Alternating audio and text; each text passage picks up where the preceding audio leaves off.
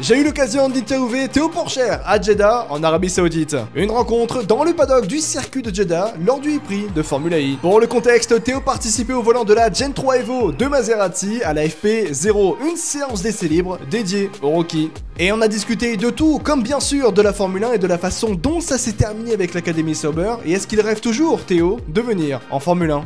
Et forcément, vu que Théo participait à cette séance d'essai libre dédiée aux rookies en Formula I, est-ce qu'il voit un avenir dans ce championnat du monde pour lui? Et quel est son ressenti après avoir piloté cette Gen 3 Evo, une monoplace bombe technologique qui est capable notamment d'aller de 0 à 100 plus rapidement qu'une Formule 1? N'hésitez pas à liker la vidéo et à vous abonner à la chaîne. Et sur ce, bah c'est parti, bonne vidéo. On était sur les rookie tests, comment ça s'est passé pour toi justement tous ces rookie tests et même la Gen 3 Evo dans la globalité, comment tu as réussi à t'y habituer? Bah déjà c'était un plaisir de pouvoir rouler tout simplement, parce que c'est vrai que je pense que tout le monde a su, mais j'ai pas beaucoup roulé l'an dernier. Voilà, j'ai fait quelques tests avec Peugeot en WEC, des tests d'endurance qui sont très bien passés, mais là en monoplace c'est la première fois depuis juillet, depuis la course de Toronto en IndyCar, et ça s'est super bien passé honnêtement, vraiment top. Courte session parce qu'il n'y avait que 40 minutes et il y avait pas mal de choses à essayer pour l'équipe, notamment les pit boosts qui vont faire leur entrée au championnat, donc ils voulaient entraîner les mécanos, s'entraîner pour la procédure. Ça s'est super bien passé, et puis moi de mon côté j'ai fait quelques tours en mode qualif aussi à la fin. Voilà, franchement rien à dire, juste très content de pouvoir rouler. La sensation par rapport à la Formule I et justement par rapport à cette Gen 3 Evo, tu avais piloté la Gen 3 en test, ça s'était pas super bien passé. Malheureusement non. Mais là, comment c'était justement la Gen 3 Evo qui était réellement, toi c'était un test que tu avais fait? Bien sûr. Là tu étais sur une Gen 3 Evo qui est fonctionnelle pour la course. Exactement, j'avais fait en fait un jour, un peu moins d'un jour et demi on va dire, de test, et c'était le développement de la Gen 3, donc vraiment le tout début, et puis c'était sur un tout petit circuit en Espagne, et on avait eu un petit problème. Petit, hein, ça s'est bien passé, ça s'est bien terminé, vous inquiétez pas, mais non, le problème c'est que c'est développer les voitures, en plus c'est une technologie quand même très poussée la Formule E, et voilà, on avait eu un petit souci, mais la voiture a tellement évolué depuis que pour moi c'était comme si c'était un peu la première fois dans une Formule E. Je m'étais entraîné aussi mieux avant avec l'équipe. Mais oui, après Jeddah je connais bien en plus, donc ça va, au niveau du circuit, les repères visuels, même si c'est la version FE, je m'y retrouve, j'étais pas perdu, il y a quand même pas mal d'espace à Jeddah par rapport à un circuit classique de Formule E. Et puis le niveau de la puissance c'est quand même assez puissant, honnêtement, par rapport au tout début de la Gen 3. Là ça commence à aller très vite, il y a les 4 roues motrices où on a l'impression, j'ai fait un essai de départ à la fin, c'est vraiment alors c'est exactement là où j'allais revenir, c'est à dire que moi j'avais le casque pendant ton test. Bien sûr. Et tout d'un coup t'as fait wouh.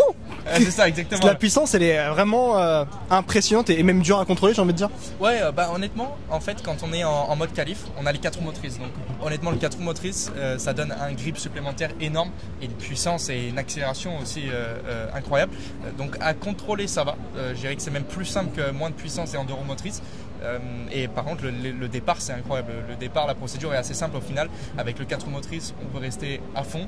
Juste quand on lâche la palette de départ, ça part, et je pense qu'on est autour des 2 secondes, 2 secondes 3 pour un 0 à 100.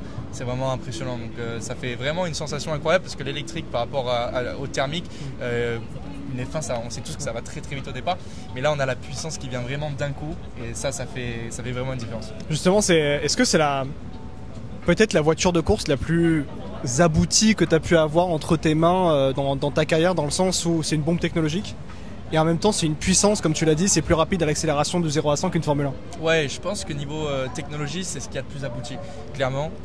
Après ça reste une voiture simple du côté châssis, aéro, où il n'y a pas de développement. C'est ce qui rend le championnat aussi ultra serré et ultra intéressant, je pense, de mon côté. Donc le powertrain c'est quelque chose d'hyper, c'est là où les équipes peuvent faire du développement. Donc technologiquement c'est vraiment, il y a beaucoup d'essais, beaucoup de recherches au simulateur. Il y a des équipes qui sont à l'usine, en train de regarder les datas, essayer de comprendre ce qu'ils peuvent améliorer tout le temps.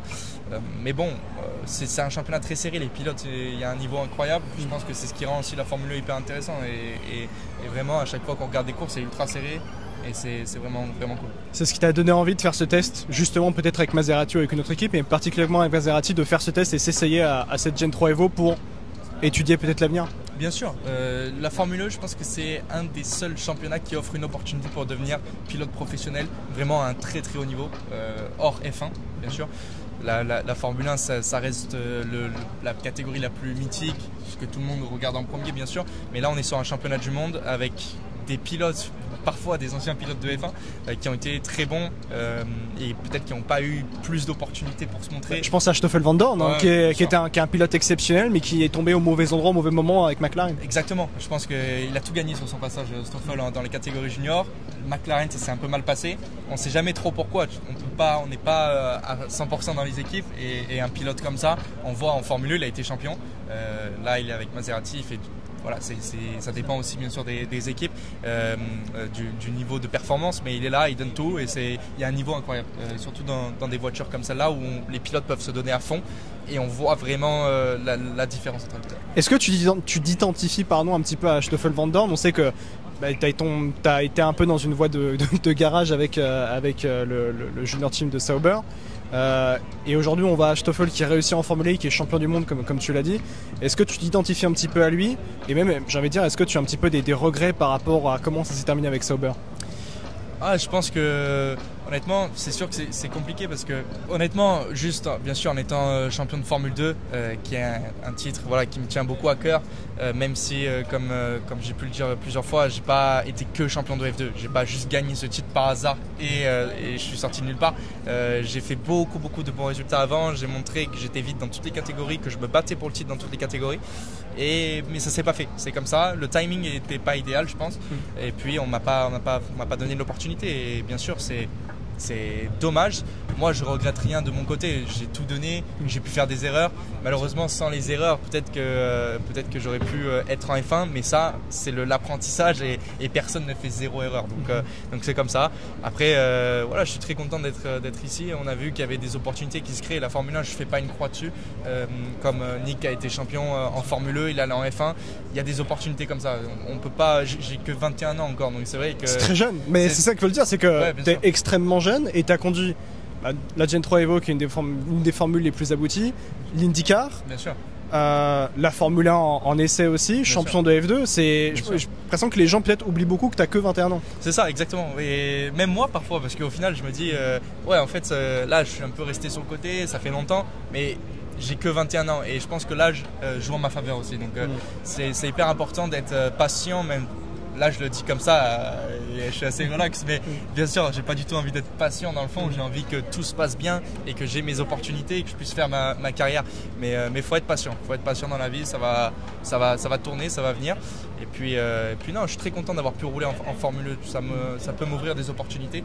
Comme je dis, c'est un top championnat, j'ai l'opportunité d'être pilote de test pour Peugeot aussi en WEC et il y a beaucoup de pilotes qui font les deux championnats, c'est deux championnats du monde assez différents mais très regardés, très compétitifs, donc ça peut être une opportunité pour le futur. Justement, est-ce qu'il y a des discussions pour l'année prochaine vis-à-vis de la Formule 1? Tu avais dit qu'il y avait des discussions sur l'IndyCar, est-ce que tu as des discussions sur la Formule 1 peut-être avec Maserati ou... Franchement déjà le fait d'avoir fait la FP0 et le rookie test ici là, avec Maserati, ça m'ouvre vraiment déjà la porte de l'équipe, de connaître tout le monde, de se familiariser avec l'équipe. C'est vrai que j'ai fait du bon job aujourd'hui, ils me l'ont dit, ils me l'ont redit, c'est vrai que c'est important de rester sur la piste, pas faire d'erreurs, d'être dans le rythme et de faire tout ce qu'ils avaient envie d'essayer. C'est ce qui s'est passé, donc je pense que c'est déjà un bon premier pas et puis on va voir dans le futur pour avoir plus de roulage avec Maserati. Et si je dis Théo Pourchaire champion du monde, est-ce que ça te plaît de Formule 1? Est-ce que ça te plaît? Bien sûr, moi ça me plaît énormément. L'an dernier Théo Pourchaire il a rien fait du tout, donc Théo Pourchaire champion du monde de Formule 1, il signe direct et il est très content, c'est sûr. Parfait, bon on espère. Est-ce que tu as des annonces entre guillemets qui vont arriver bientôt? Il y aura normalement des annonces bientôt, je peux pas trop en dire, mais oui, le fait que déjà je sois dans le groupe Stellantis, que Peugeot m'aide énormément. Maserati qui est Stellantis aussi également. Maserati qui est Stellantis, c'est aussi via Peugeot que j'ai eu l'opportunité de rouler aujourd'hui, donc c'est vraiment exceptionnel, je les remercie une nouvelle fois, mais voilà, ils travaillent énormément pour que j'ai un programme de course cette année et vraiment rouler en compétition. Aujourd'hui je l'ai vu, ça me manque énormément, le fait d'être là sur un week-end de course, adrénaline, j'adore ça et j'en ai besoin. Parfait. Merci Théo. Merci beaucoup. Bon courage pour la suite. Merci.